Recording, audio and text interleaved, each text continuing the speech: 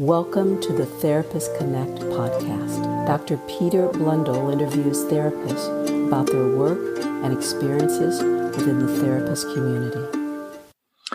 Hello, and welcome to this episode of the Therapist Connect podcast. My name is Dr. Peter Blundell, and today I'm looking forward to interviewing Dr. Dwight Turner. Dwight is a psychotherapist and supervisor in private practice. He's also a part-time lecturer at the University of Brighton, lecturing on their postgraduate diploma and MSc courses in counselling and psychotherapy. He's an avid writer, and we're going to be talking about some of his work and research during the interview today. Good afternoon. Hi, afternoon. Nice to see you. And you, how are you? I'm really well, thank you. Yeah, I'm really good. No, well done with the Therapist Connect sort of hashtag and everything that's gone with that. It seems like it's really taken off, all of that. Oh, thank you. Yeah, I really appreciate that. Yeah, it has. I mean, it's very strange because it wasn't really even a fully formed idea, really, when it started. It was a very kind of quick, not very thought through tweet, really, if I'm completely honest. And it just seems to have grown, really. I'm really pleased that we've kind of managed to turn it into something I think that's quite beneficial for people, particularly with like the scope debate and things like that. You know, start some conversations around different topics. And I mean, it's an absolute pleasure to do it as well. I mean, even the podcast, like just speaking to so many different therapists, finding out what they do and all of that kind of thing. It's an absolute pleasure. Cool. Well, thank you for inviting me as well. It's much appreciated. So yeah, very kind of you. Not at all. Thank you for doing it. I really appreciate it myself.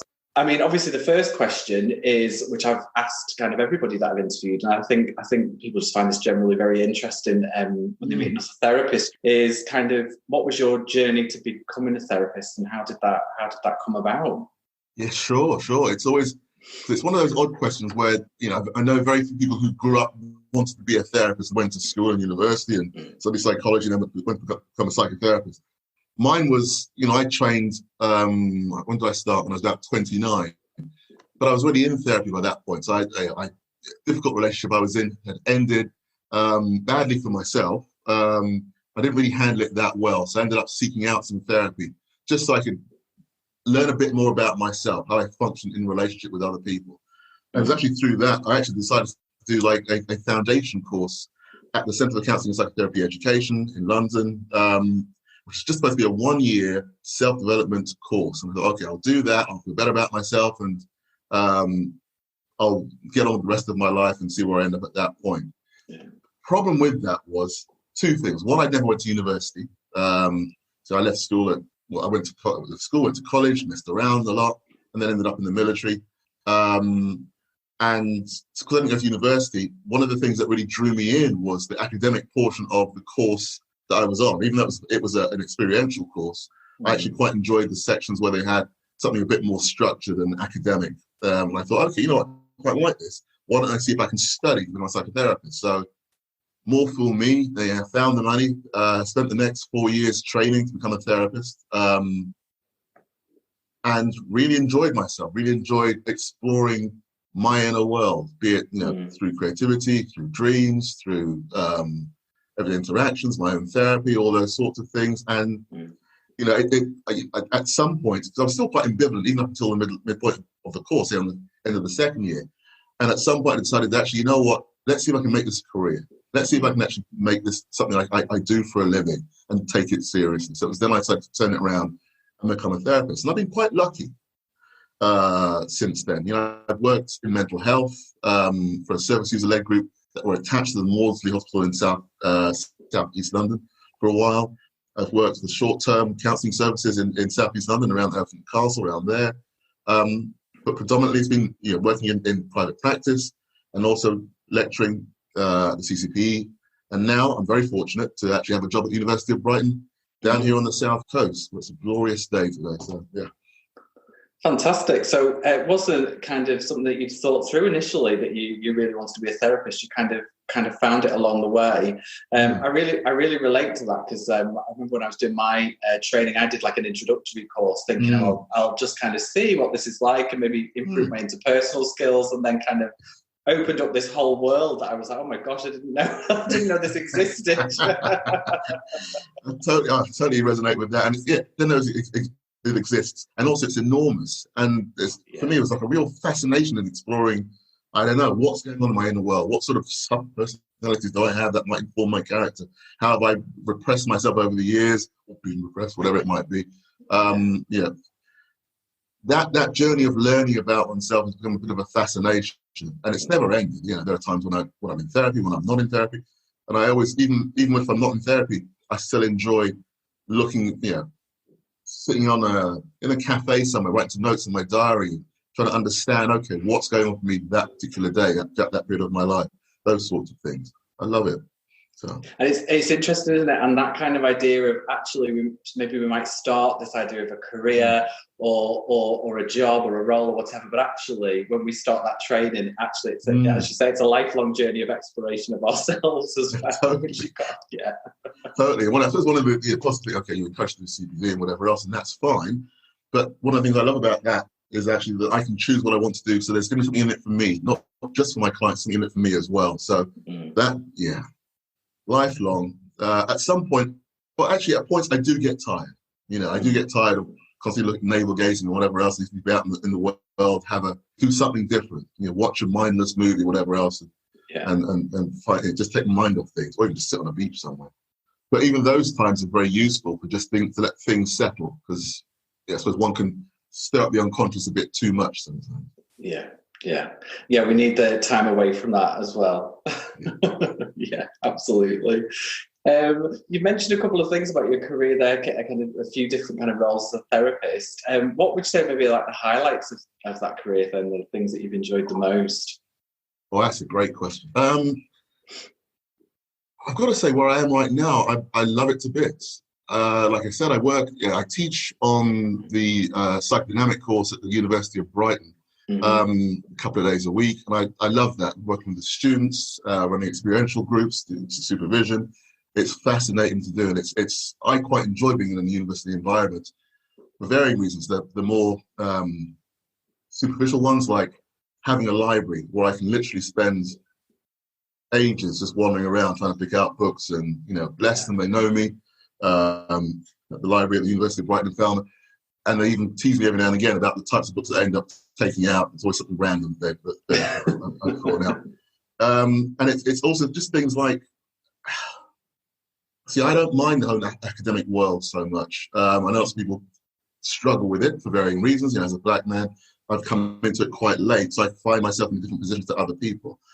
But I quite like the academic environment and working with colleagues who are on the same sort of journey or level as myself. That makes sense. So it's not just about teaching, it's about okay, where are we academically, and where are we with regards to the wider community? How do we how does the work that we do inform the wider world in some way? No, I kind of agree with that, and I love working in academia, and I find it absolutely fascinating. And I think sometimes maybe it's about the environment that we're in and the colleagues that we're with, and the communities that we've got, really. And I get that. I feel quite lucky in the world that I've got around me. Changing the topic slightly a little bit, but I'm just wondering kind of how you define your kind of therapeutic approach. And has that kind of changed over time, or is that kind of something that has always been the same since you kind of entered into the therapy world? Well, my qualification, that was actually like a transpersonal integrative psychotherapist. So that involved using creative techniques to understand unconscious processes, things like sound play work, visualizations, music, using metaphor, dream work, those sorts of things. And understanding that actually we all have a deeper sort of connection to soul, nature, and the religious or the spiritual side of one's character, and how these inform our everyday living, our everyday life. And I think I started out there, but I've always been very drawn to the work of Jung, for example, especially more the later, more esoteric works, and I've worked my way backwards, I think, in some ways. And in taking on the job that I have right now, to answer your point, my work has changed an awful lot since I started out. And I think that's the wonder of being an integrative psychotherapist. There is that idea that the integration is not just for the client, it's also for the therapist. It's something that I'm going to learn about my work as a therapist through the work with my clients, and that process is an ongoing, hopefully it's constantly ongoing. So for me, how I practice in the early days is not so much it's vastly different, but it has changed. It's developed. If anything, it's probably broadened. So the range of clients. Sometimes I get clients who've got more, so say, pre-personal, early life issues, to those who perhaps in a different stage of life where they're looking to actually reintegrate aspects of themselves, and their issues are more transpersonal, perhaps. So I think my work has broadened out over the years, which I suppose just makes it ever more fascinating. Absolutely. One of the things you mentioned there was dreams and dream work, and I know that that's a particular area that you've written about and are quite interested in. What is it about that type of work that you enjoy? It's the metaphorical meaning that comes out of dreams and how that informs who we are. It's not just, I know that it can just be, because Freud was right in some ways, it can just be processing of material at the end of one's day. If one's had a bad day and we have a negative dream or something like that. But, I've often had dreams, and I have clients of mine who've had dreams whereby actually there's a deeper meaning. There's something more, slightly more archetypal, that actually takes a lot longer to understand, to uncover for those individuals, and including myself. I've had a number of dreams whereby I followed the dream, so it's most illogical, you would say, that conclusion, and actually it's meant an awful lot for me. It's taken me on trips around the world, or I've had dreams whereby a certain successful part of my life has played itself out in the dreamscape. I have this bizarre thing, for example, whereby if I dream about rugby, it's normal, because I used to play rugby at school, so there's that part of it. I used to be a winger, so I used to love scoring tries and that sort of thing. So if I have a dream where I'm scoring a try, then there's a positive something which is coming my direction. So maybe there's a success, or something's gone right, I've integrated something. And I know I can spot those dreams now. That took a while to actually work out what was going on, because I've never played rugby for England in my life, and yet there I was on the field at Twickenham half the time. So these things can come up every now and again. It's really interesting with dreams, because I wouldn't consider myself as somebody who dreams a lot. So when I do remember them, I should say. So when I do remember a dream, it is really kind of like, gosh, what is going on? Because it's not something that I normally experience. So they're very kind of vivid, very visible, and I like to kind of pick them apart. But generally, it's not something that I have quite a lot. So as I say, when it happens, it's something that really is quite prominent, really. Do you dream a lot, or kind of foster that kind of dreamscape and? Sure. Well, I never used to. It was a strange thing. When I actually back to the foundation year course, I probably used to just dream late once or twice a year or something daft like that. It wasn't very often. A bit like yourself. Those were dreams that meant something because they would stay with me. I always remember them and stuff like that. But I remember, it's quite vivid, still quite vivid. I had a strange moment on my course at the end of my second year when I'd gone through, we had some some group work, and I went through a very difficult period. I actually almost quit the course. I had a moment where I thought, you know what, I'm not sure I can do this. And I had this wonderfully strange idea of moving to Copenhagen and living over there and finding a job. Don't ask me how that came about. I can't even remember. It was a bit bizarre and random, to be honest. And it's really just a way of avoiding staying with a moment in time where actually I needed to drop into something. And what actually happened was I went through a period of low mood, depression, whatever you want to call it. And at that point, my dream world came alive. So I was literally dreaming almost every night, writing things down, taking them off to therapy. And in some ways, it hasn't really stopped since then. That was 17, 18 years ago. So I do write down an awful lot of dreams. There are times when I actually just think, okay, I just want to have a night of sleep. I don't want to have to get up at 2 a.m. and write something down. So I probably have hundreds, if not thousands, of dreams written down that somebody long after I've gone will have to transcribe and try and understand. Bless them. It's not my job. But I value them, is my sense. I value what they're trying to tell me. And that's what I was thinking there when you were talking, that almost the idea of not just like how I quite experience that a lot of the time, actually, is it telling me something? But it sounds like you actually use dreams as well to kind of guide you or make decisions or, inform lots of different things. Yeah. Sometimes it's simply that there are emotions that I'm not aware of or not expressing that comes out through the dreamscape. But there are other moments where actually there's a message that comes through that I need to understand. And I use dreams when I was doing my doctorate, for example. I used exploring my own experience of otherness. One of the techniques I used, or one of the ways to collect data that I used was, my heuristic process, for example, was actually understanding my dreams. How did my dreams actually represent me as an outsider, so to speak? And they were invaluable to pinpoint the different stages that I went through and understand that part of myself.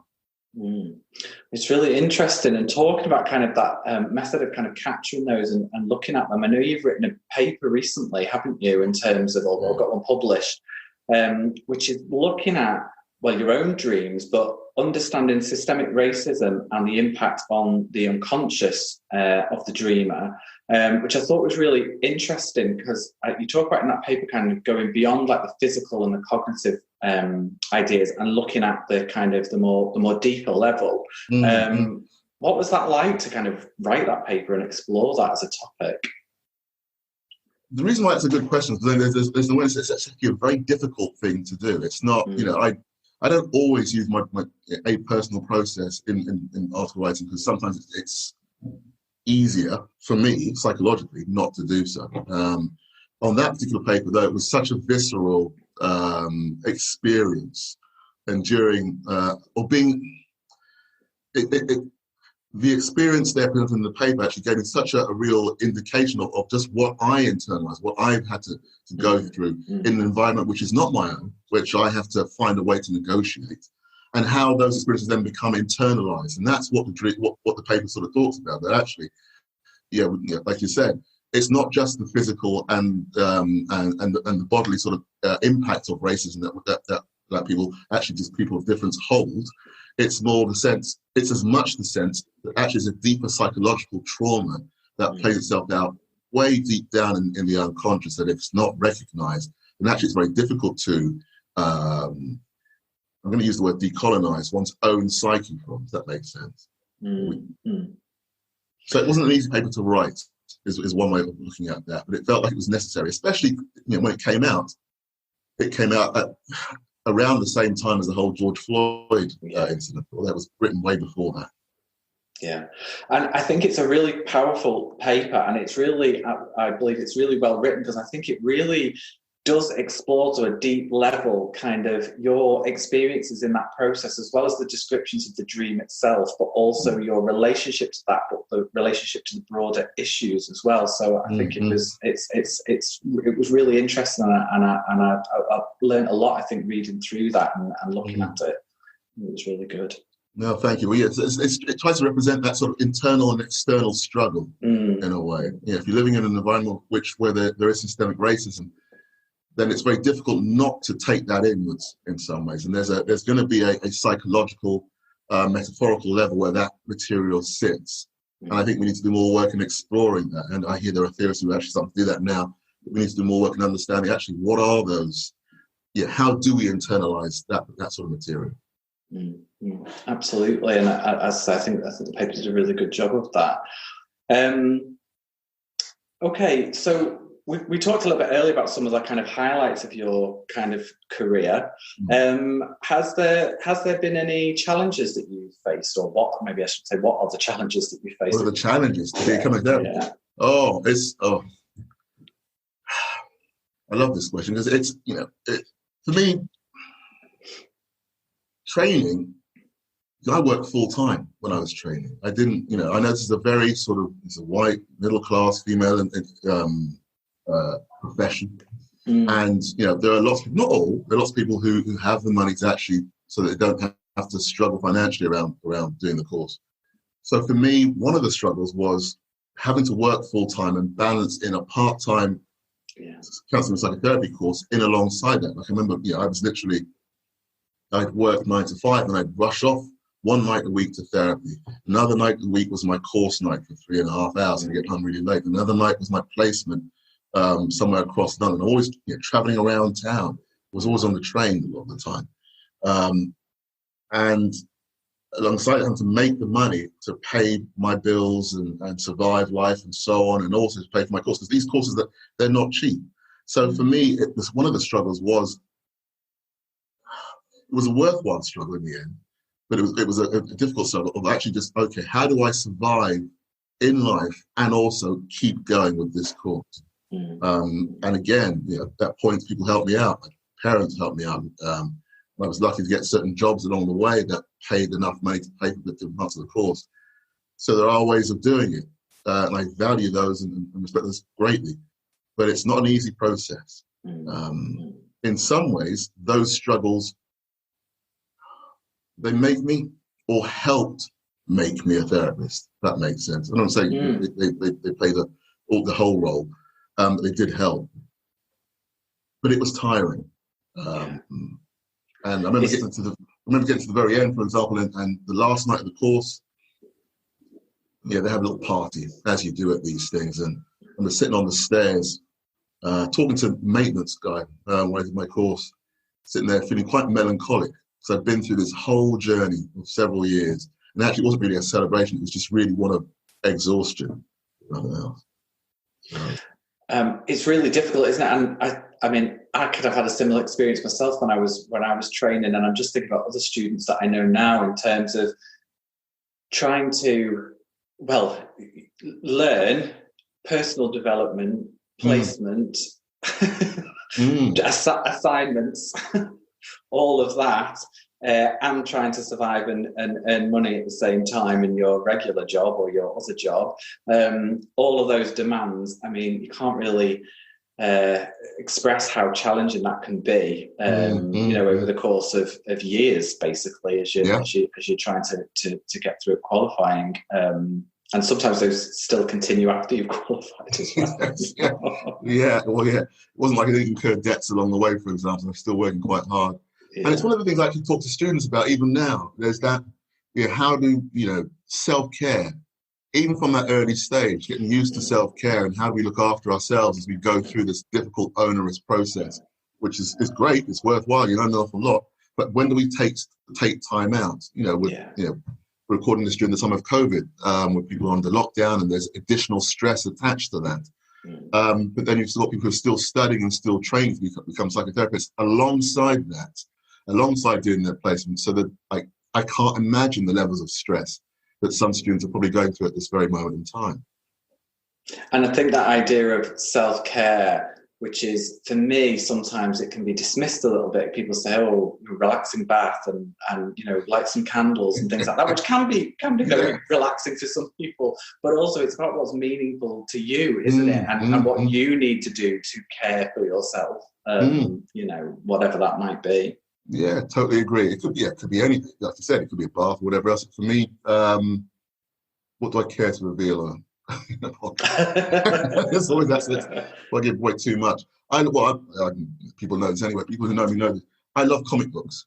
So for me, if I just want to sit down and switch off, I'll go to an old Marvel comic book or something like that, or watch something, a movie, and just switch off for a couple of hours. Something like that just takes me away from all the stresses and strains of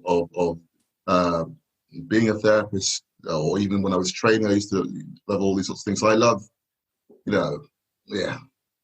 everything from the X-Men to the Fantastic Four to the Avengers and anything in between. Love it all. So.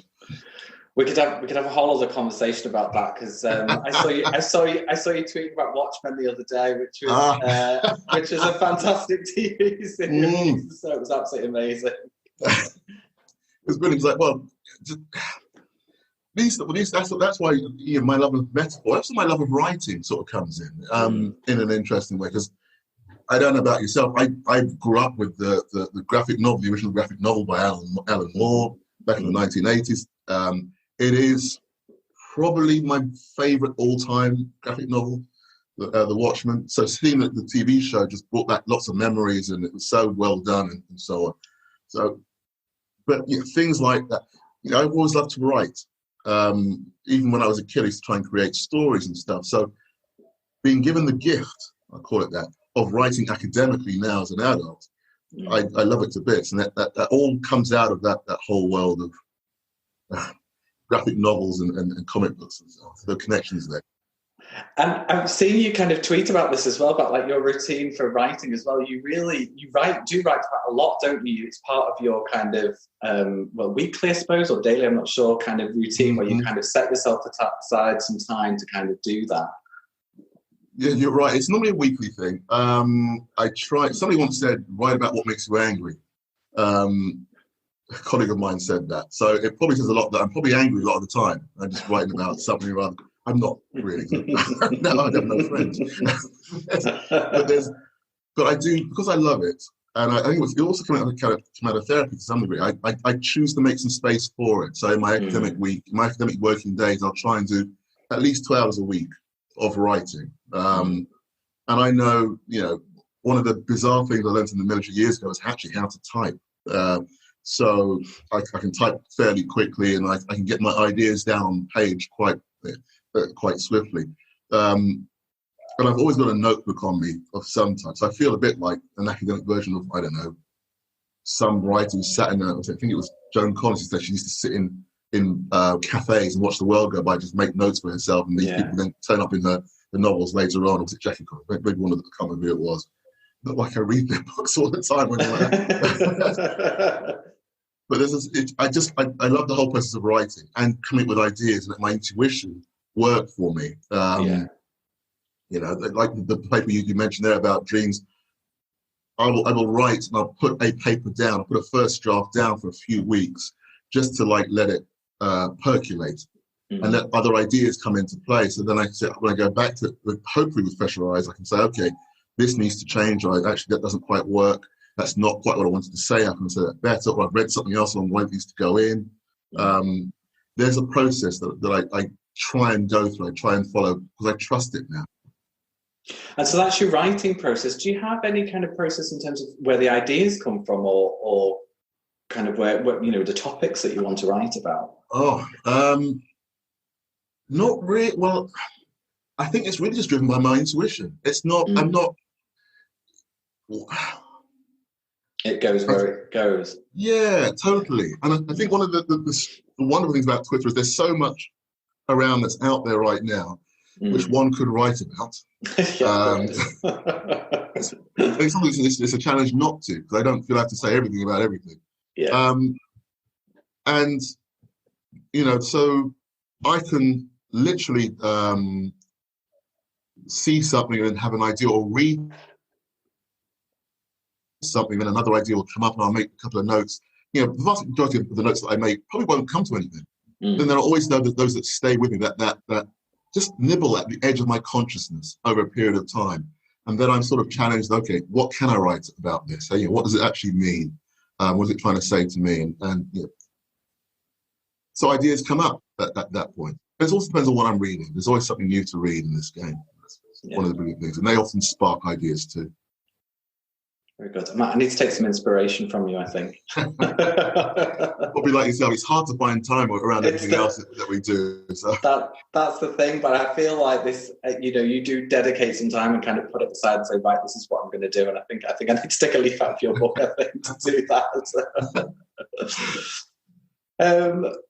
You might kind of do this anyway, because you obviously you teach, so you see a lot of students. But have you got any kind of specific advice or guidance that you might give to somebody who is thinking about entering into the profession or wanting to kind of become a therapist, that you kind of think is important that they kind of know at the outset? I suppose there are a few things. One, your whole world is going to change, and I don't think there's a way of getting around that. It's and you may resist it, and that's fine. That's part of the process. But if one is going into this looking to save the world, then it's probably one of the not one of the best reasons to do so.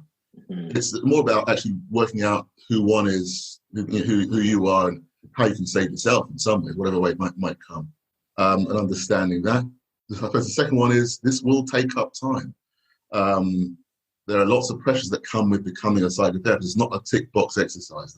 The best people that I've come across, this is the third part, is also those who perhaps done a bit of work on themselves beforehand. They've ventured into therapy or to do some sort of course or whatever it might be. I'm not worried about what it is, to try and understand themselves and then decide to go off and become a therapist. I think those three things are bits of advice that I would give. And yet it's also, you find your group, do the research that you need to, knowing that actually it's never going to be 100% perfect, because you're never really going to know what the course is like until you're actually on it. And who you're on it with. Exactly. Because if it's not the right people, then it can be great to work with that, but it can also be quite traumatic at times as well. So there's that side. And is there any more that I can offer in there? Look after yourselves. Yeah. Always look after yourself whilst you're on a course like that. Yeah. Good advice. Thinking maybe about the broader kind of profession as a whole. Sure. Do you think there is any particular challenges, or what is the biggest challenge you think that we are kind of facing at the moment as a profession in the UK? I'd be remiss if I didn't actually talk about different intersectional approaches to otherness and stuff like that. And I think as a profession in the UK, I think as a profession across the world, we haven't done enough to understand how we work with otherness and how we work with privilege. And for me, this is one of the major challenges of our profession right now. The number of therapists who, even with the whole George Floyd murder, can't quite put themselves to one side for long enough to see that actually Black lives do matter and make it all about all lives, whatever else. And the number of men who can't quite see that actually, although there's a Me Too movement and they want to say, well, it's not all men, actually it is all men and they have a role to play in actually changing the system as well.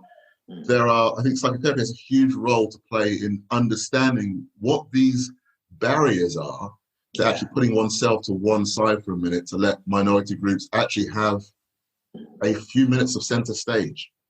And I think there are psychological barriers as well as other ones, which are informed by racism, sexism, homophobia, whatever else, that actually need deeper understanding. One thing I was just going to say, and only because it's kind of reminded me this morning that I've even seen a news article this morning where an MP, you've probably seen it, is blaming kind of the BAME and Muslim communities for breaking lockdown and causing the increase of COVID in certain parts of the country. And I would have been shocked before that someone would say that, but actually shocked even more so after what has happened over the last few months, that someone would not have the insight to see what was wrong with that type of statement. And my concern that actually, despite the level of prominence that it's had, actually what meaningful impact has it had on certain groups of people, really. I saw the paper, I saw the article, and the same as yourself, it's sort of disturbing. There's a real myopia. It's not even, you know what, maybe I'm being a bit too nice. I think we live in an environment which is actually quite racist. So it then becomes easy to blame the other in that instance. And we've all seen, pictures of Bournemouth Beach where they had queues stretching back miles, people who want to go, as soon as lockdown was just slightly eased, people just ran off to the coast to go and sit in the sun. Of course, there's no social distancing on a beach of that size with that many people on it. But those people, it's difficult then to blame oneself. And I think there is an element of this is why I think there's a link between the isms and the obias and narcissism. It's to actually have to look at oneself and the role that one plays in systemic violence. Actually, it's very easy to say, well, it's not me. It's not all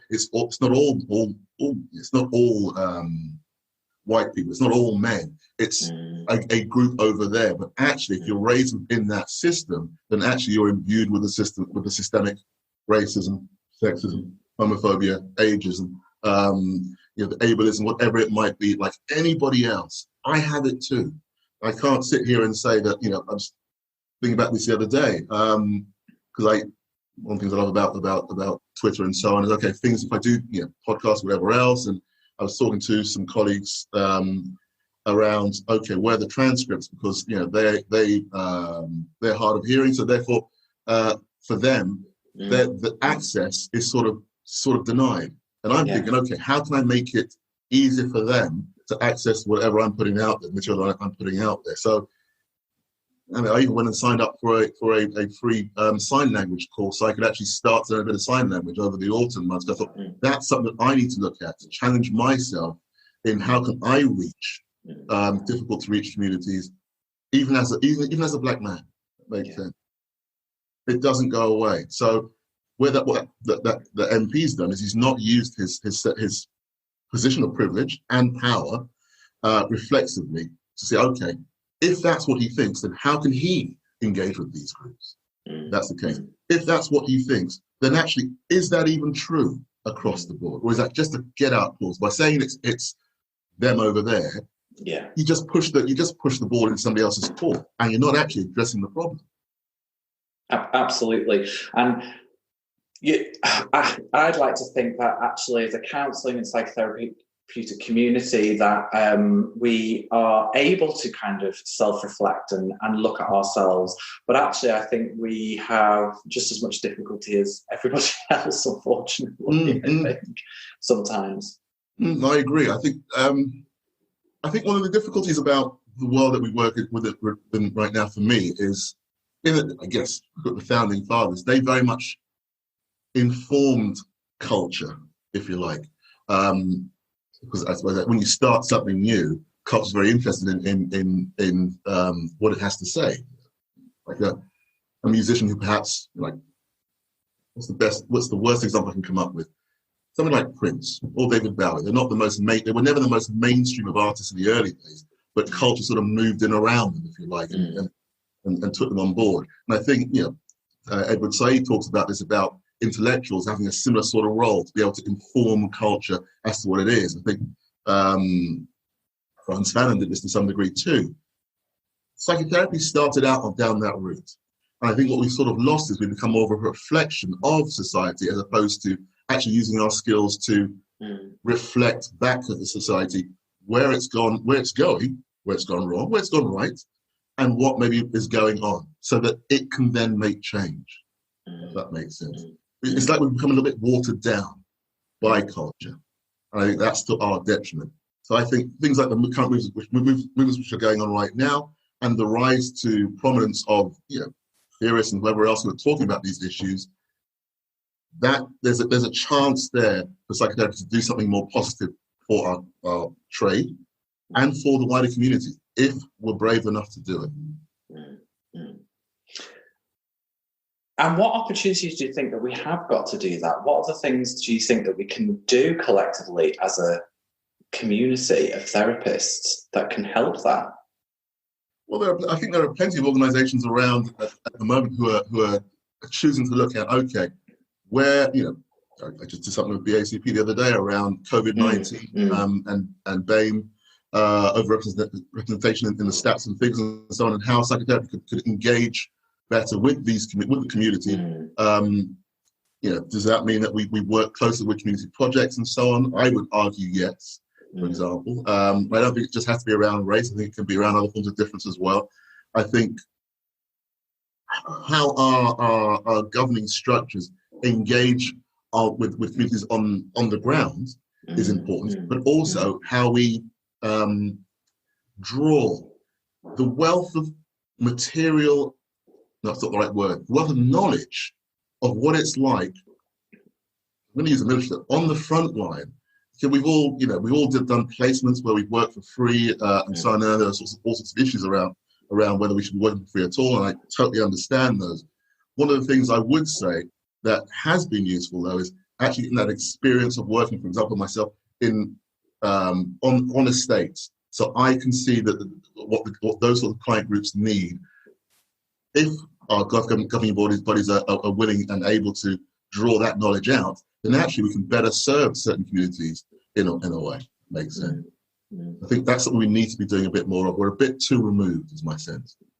And that sense of actually proactive action rather than performative action, retweeting and saying, oh, yes, I really care about this, but actually, what are you actually physically doing underneath all of that to actually make a difference? Yeah, totally agree. Yeah, what do we do? Yeah. I couldn't put it any better. I think that's quite right. Yeah, the retweeting is just a button. Yeah. It takes nothing more than that. What are you actually going to do? And I suppose there's also the layer of, so you mentioned performative action. I think that's a really important point to underline. In performative action, then what one's actually saying is actually we are just as prejudiced as any other organisation, and we're just going to play a tokenistic role. Then there's another problem which the organisations themselves have to look at, the structures of inequalities in their representation within their groups. If that makes sense. Yeah, absolutely. I completely agree. Okay, so this is kind of coming to my last question, really, which is kind of what kind of projects you've got planned for the future. I'm presuming you're going to carry on writing because you do that regularly and teaching, but have you got anything else lined up? Sure. Well, the book, hopefully, fingers crossed at the time of recording, I submitted the book to the publishers a couple of weeks back, so hopefully that will go through its process and will come out early next year. What's that called? That's going to be... The provisional title is Exploring the Intersections of Privilege and Otherness in Counselling and Psychotherapy. So what it does, it uses intersectional theory to understand how privilege and otherness actually work for our clients, for ourselves, within the world, within our profession, so to speak. So it uses lots of creative data that was gathered through my doctorate and some other bits and pieces I've gathered along the way as well to explore this. But it also gives some definitions of how I see things like systemic oppression from a therapeutic perspective. Some of the things we've talked about, what is psychotherapy's role in informing the narrative around this? I've taken made one or two attempts to address some of these. Brilliant. Sounds interesting. And we don't know when that will be out yet, do we? Or not yet. Okay. I have to wait. So we'll find out. I will let you know in due course. Fantastic. Probably on Twitter, if nothing else. Yes. It's the best way to get information out there, I think. That's fantastic. Well, that's brilliant. Thank you so much. It's been honestly, it's been an absolute pleasure interviewing you and speaking to you and find out a little bit more about you. So thank you so much for doing this. Absolute pleasure. Thank you very much for inviting me. Really been great to do this. Brilliant. Thank you. Thank you for listening to the Therapist Connect podcast. Go to www.therapist-connect.com for more discussions and debates.